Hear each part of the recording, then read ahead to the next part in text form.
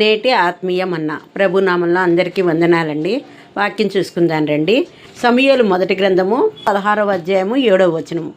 యెహోవా సమూయేలుతో ఈలాగు సెలవిచ్చెను, అతని రూపమును అతని ఎత్తును లక్ష్యపెట్టకుము. మనుష్యులు లక్ష్యపెట్టు వాటిని యెహోవా లక్ష్యపెట్టడు. నేను అతని త్రోసివేసి ఉన్నాను. మనుష్యులు పైరూపమును లక్ష్యపెట్టుదురు గాని యెహోవా హృదయమును లక్ష్యపెట్టును. మనము పైరూపాన్ని చూస్తాము, పలానా వాళ్ళు అందంగా ఉన్నారు అంటాము. అలాగే కొందరిని చూస్తే వీళ్ళు అందంగా లేరు, పొట్టిగా ఉన్నారు, నల్లగా ఉన్నారు, కురూపిగా ఉన్నారు, ఇలా అనుకుంటూ ఉంటాం. కానీ దేవాది దేవుడు మాత్రం పైరూపాన్ని లక్ష్య పెట్టేవాడు కాదు. ఆయన హృదయాన్ని లక్ష్య పెట్టేవాడు, అంతరంగాన్ని లక్ష్య పెట్టేవాడు. కాబట్టి ఆయన పైరూపాన్ని బట్టి మనుషులను దీవించేవాడిగా ఉండడు. దావీదు గొర్రెల కాపరిగా ఉన్నాడు, అందంగా ఉంటాడు, కానీ పొట్టివాడు. దేవుడు అతన్ని ఇజ్రాయేలును ఏలడానికి రాజుగా ఏర్పరచుకున్నాడు. పౌలు బలహీనుడు, పుసికళ్ళు అంటే జబ్బు కళ్ళు కలవాడు, అన్యులకు సువార్త ప్రకటించడానికి ఏర్పరచుకున్నాడు. లేయా సౌందర్యవతి కాదు, జబ్బు కండ్లు కలది. అయినా కూడా ఆమెను ప్రభు ఎంతగానో ప్రేమించాడు. దేవుని యందు భయభక్తులు కలిగిన వారిని ఆయన కోరుకుంటాడు. దావీదు, పౌలు, లేయాలు దేవుని యందు కలిగి ఉన్న భక్తిని బట్టి వారి రూపం మరుగు చేయబడింది. ప్రభు నామంలో మొరపెట్టుకునేవారు దేవుని శక్తి చేత నింపబడతారు, ఆశీర్వదింపబడతారు. యెహోవా మనలను గూర్చి ఉద్దేశించిన సంగతులను ఆయన ఎరుగును. అవి సమాధానకరమైన ఉద్దేశంలే కానీ హానికరమైనవి కావు. యెహోవా దూత గిద్యోనుకు కనబడి అతనితో ఇలా చెప్పాడు. ఏమనంటే, నీవు వెళ్ళి మిద్యానీయుల చేతిలో నుండి ఇజ్రాయేలులను రక్షించు. అప్పుడు గిద్యోను ఏమంటున్నాడంటే, నా కుటుంబము మనిషే గోత్రంలో ఎన్నిక లేనిది, పితరుల కుటుంబంలో నేను ఆఖరివాడను, నేనెలా ఇజ్రాయేలులను రక్షించగలను ప్రభువా అని అడిగాడు. అందుకు దేవుడు, అయిననేమి, అయితే ఏంటి, నేను నీకు తోడై ఉన్నాను గనక ఒక్క మనిషిని చంపినట్లుగా నీవు మిద్యానీయులను హతము చేస్తావని చెప్పడమే కాక ఆ ఎన్నిక లేని గిద్యోనును బలపరిచి దేవుడు యుద్ధంలో మిద్యానీయులపై జయమిచ్చాడు. ఎన్నిక లేని చిన్న గోత్రీకుడైనను గిద్యోనును దేవుడు ఏర్పరచుకున్నాడు. నోటి మాంద్యం కలవాడైనా కూడా మోషేను దేవుడు ఇజ్రాయేలును నడిపించడానికి నాయకునిగా ఏర్పరచుకున్నాడు. అదే విధముగా దేవుడు ఎన్నిక లేని వారినే ఏర్పరచుకొనగలిగిన వాడు. ఆయన అందమైన వారిని, అధికారులను, నాయకులను, నైపుణ్యత కలిగిన వారిని, ధనికులను అని చూసి ఏర్పరచుకోడు. ఆయన బలహీనులను, వెర్రివారిని కూడా ఏర్పరచుకోగలిగిన సామర్థ్యం కలిగిన వాడు.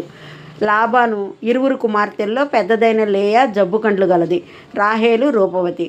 యాకోబు రాహేలును ప్రేమించి ఆమె కోసం ఆమె తండ్రి దగ్గర 7 సంవత్సరాలు కొలువు చేశాడు.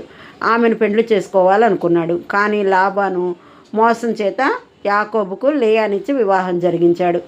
రాహేలు కోసం మరొక 7 సంవత్సరాలు లాబాను దగ్గర పనిచేసి ఆమెను కూడా వివాహం చేసుకున్నాడు. కానీ ప్రభువు లేయాకు సంతానం ఇచ్చాడు, లేయాను దీవించాడు. రూపవతి అయిన రాహేలుకు సంతానం కలగలేదు. అందును బట్టి తన అక్కకు సంతానం కలిగింది, తనకు కలగలేదు, తాను గొడ్రాలుగా ఉంది అని భర్త మీద సనగసాగింది.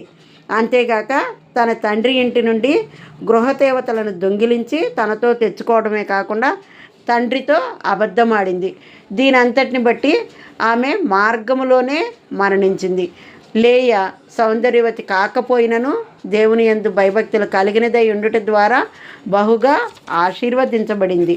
దేవుని చేత ఎన్నుకోబడిన వ్యక్తివి కాబట్టి నీవు చేసేది చిన్న ప్రార్థనలైనా దేవుడు లక్ష్య పెడతాడు.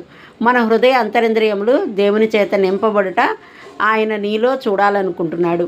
నీ బ్రతుకును మధ్యాహ్నపు వెలుగు వలె చేయాలనుకుంటున్నాడు. ఒక మేలు లేదా మహిమగల కార్యము నీ పట్ల చేయాలనుకుంటే మొదటిగా దేవుడు నిన్ను సిద్ధపరుస్తాడు.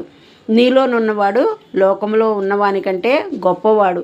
నీవు ఈ లోకానికి వెలుగై ఉన్నావు. దేవుని శక్తి చేత నీవు ఎన్నుకోబడ్డావు. కాబట్టి నీవు ఆయన దృష్టిలో విలువైన వ్యక్తివి, గనుడవు, గనురాలివి. అందును బట్టే దేవుడు నీ పట్ల గొప్ప తలంపులు కలిగి ఉన్నాడు. అదే విధముగా మనం చాలా అందంగా ఉన్నామని మన రూపాన్ని బట్టి మనం గర్వించినట్లయితే దేవుడు దాన్ని ఎంత మాత్రము కూడా లక్ష్య పెట్టడు. పైరూపం అనేది కొన్నాళ్ళు ఉంటుంది, తర్వాత వయసు పెరిగే కొద్దీ ఆ రూపాన్ని మనం కోల్పోతాము. మన చర్మం ముడతలు పడుతుంది, మన పళ్ళు ఊడిపోవడం, అలాగే మన కళ్ళకు కళ్ళజోడు రావటం, ఇలాంటివన్నీ వయసును బట్టి ఎదురవుతూ ఉండే సమస్యలు కదా. అందును బట్టి 3 నాళ్ళ ముచ్చటగా ఉండే ఆ యొక్క సౌందర్యాన్ని బట్టి, అందాన్ని బట్టి మిడిసిపడతాం ఎందుకు? దేవుని యందు మనం లక్ష్యం కలిగిన వారంగా, భయభక్తులు కలిగిన వారంగా, విశ్వసించడి వారంగా, ఆయన ఆజ్ఞలను అనుసరించడి వారంగా ఉన్నట్లయితే మన సౌందర్యము ఎన్నటెన్నటికీ వాడిపోదు. అది ఎంత మాత్రము కూడా వ్యర్థమైపోదు. దేవుని రాజ్య వారసులం కావాలంటే ఆ విధమైన సౌందర్యం కలిగిన వారముగా ఉండాలి, కానీ పైరూపాన్ని బట్టి గర్వించడి వారముగా ఉండకూడదు. ఇతరులను కూడా వారి అందంగా లేరని ద్వేషించే వారముగానో, ఊరికి అనాలోచితంగా వారిపై కోపగించుకునే వారముగానో ఉండకూడదు. కాబట్టి దేవునికి ఇష్టమైన వారముగా, దేవుడు మనల్ని లక్ష్య పెట్టేడి వారముగా జీవించదుము గాక. ఆమెన్. హల్లెలూయా.